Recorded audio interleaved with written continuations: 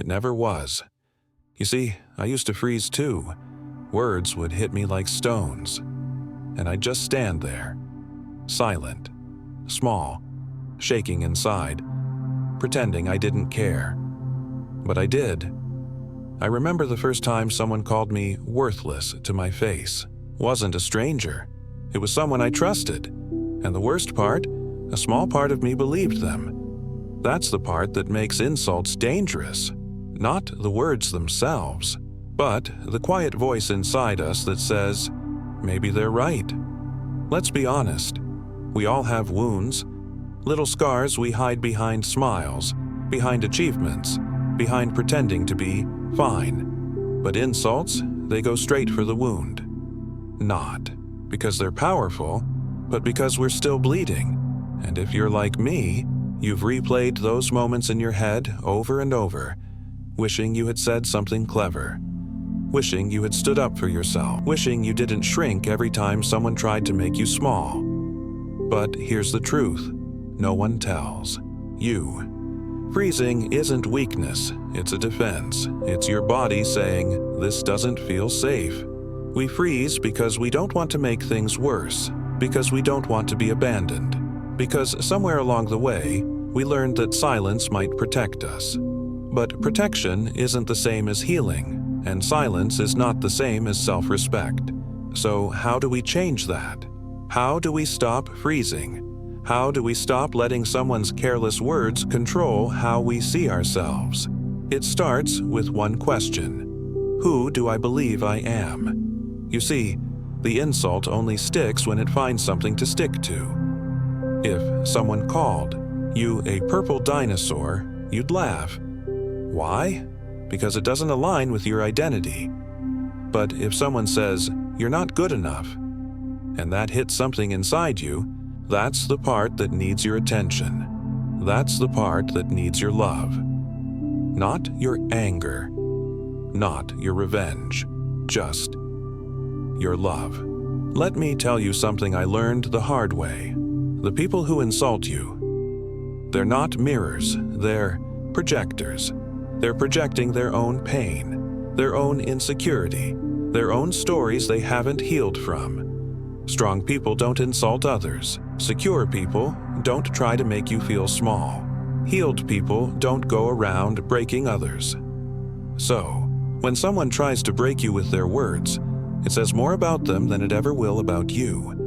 But I know, it still hurts. Even when you understand it. Even when you know it's not about you. That's where the real work begins. The work of remembering who you are. Not who they told you you are. Not who you pretend to be. But who you are. When no one's looking. Who you are. When you stop trying to prove yourself, you are not the insult. You are not your reaction. You are not the fear that keeps you quiet.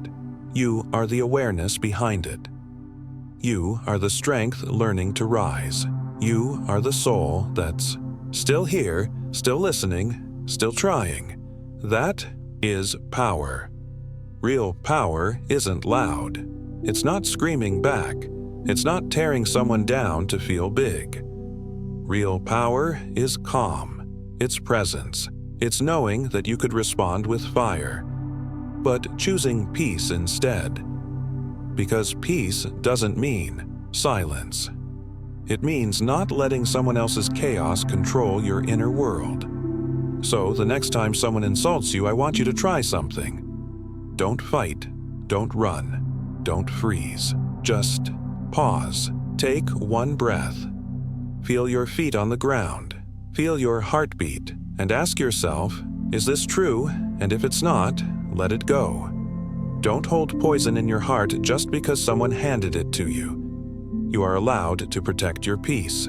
You are allowed to say, that's not mine to carry. You are allowed to walk away. I spent years believing I had to fight for my worth, that I had to prove I was smart enough, good enough, strong enough. But then I realized, worth doesn't need proof.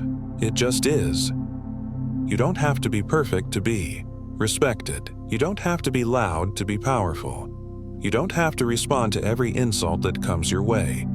You just have to remember, you are not here to convince anyone of your value. You are here to live it, and living it means protecting your energy.